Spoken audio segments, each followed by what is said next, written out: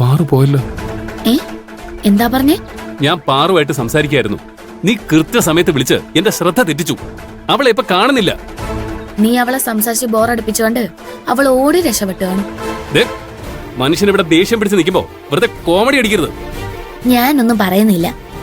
നീ വേഗം ഇങ്ങോട്ട് വാ. എനിക്ക് സൗകര്യമില്ല. അമ്മേ, നീ എന്തിനാ ഇപ്പൊ അമ്മയൊക്കെ വിളിക്കുന്നത്? ഞാൻ വരാം. അങ്ങനെ വഴിക്ക് വന്ന നിനക്ക് കൊള്ളാം.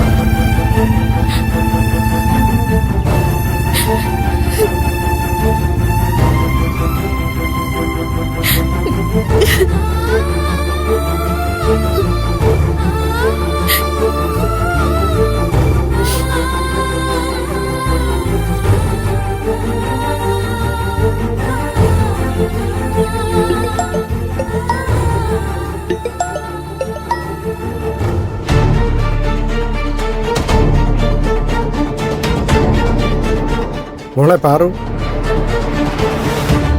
നിനക്ക് തീരെ വയ്യല്ലോ. പിന്നെ എന്തിനാ നീ ബസ്സിൽ പോയി വരുന്നത്?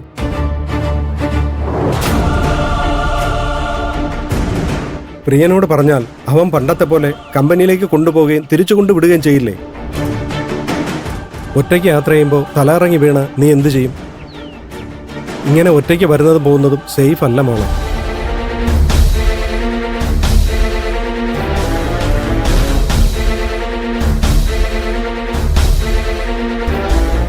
ജീവിച്ചിരിക്കുന്നതിൽ തന്നെ ഒരർത്ഥമില്ലാതായി.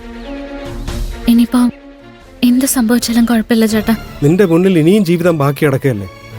എന്നിട്ടെന്താ ഇങ്ങനെ ഒരു പ്രതീക്ഷയില്ലാത്തവരെ പോലെ സംസാരിക്കുന്നു? ഒന്നുമില്ല ഏട്ടാ. പാറു, നീ എന്തുകൊണ്ടാ നിന്റെ ജീവിതം വെറുത്തു പോയതുപോലെ സംസാരിക്കുന്നെന്ന് എനിക്ക് മനസ്സിലായി. നിന്റെ ചേട്ടന്റെ അടുത്ത് നിന്റെ അച്ഛൻ മോശമായി പെരുമാറുന്നത് നീ കണ്ടപ്പോ പേടിച്ചു പോയി കാണും.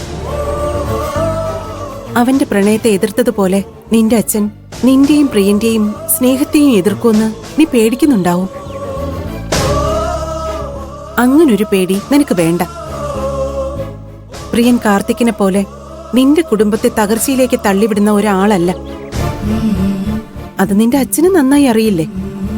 അവനെ നിന്റെ അച്ഛന് ഇഷ്ടപ്പെടും. ശോഭ കുറച്ചു നേരം മുമ്പ് എന്നെ വിളിച്ചിരുന്നു. അവരെന്താ പറഞ്ഞത്? നിങ്ങളുടെ കല്യാണം നടത്തുന്നതിനെ പറ്റി തന്നെയാ സംസാരിച്ചത്. ലക്ഷ്മിയുടെ കല്യാണത്തിന് അവരും നാട്ടിലേക്ക് വരുന്നുണ്ടെന്നാ പറഞ്ഞേ. നീ നിന്റെ അച്ഛൻ്റെ അടുത്ത് കല്യാണക്കാര്യം പറഞ്ഞാലല്ലേ പ്രശ്നമുള്ളൂ. ശോഭ നിന്റെ അച്ഛനോട് പ്രിയന് വേണ്ടി നിന്നെ ആലോചിക്കുന്നതില് വിരോധമുണ്ടോന്ന് ചോദിക്കും. അദ്ദേഹം എന്തായാലും സമ്മതിക്കുമെന്നാ എനിക്ക് തോന്നുന്നത്. അങ്ങനെയാകുമ്പോ ഇത് അദ്ദേഹം തീരുമാനിച്ച് നടത്തുന്ന കല്യാണം ആവില്ലേ?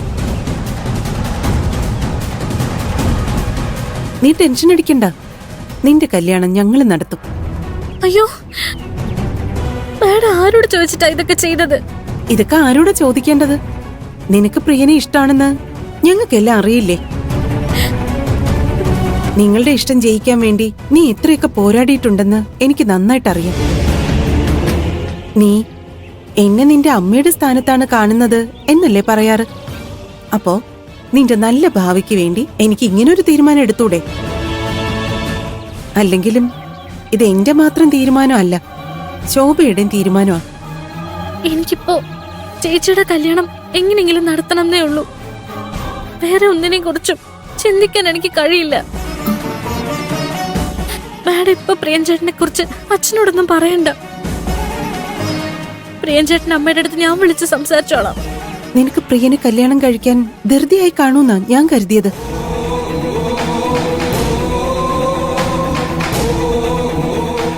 എല്ലാം ശരിയായി വരുമ്പോ നീ എന്താ മോളെ ഇങ്ങനെയൊക്കെ പെരുമാറുന്നത്?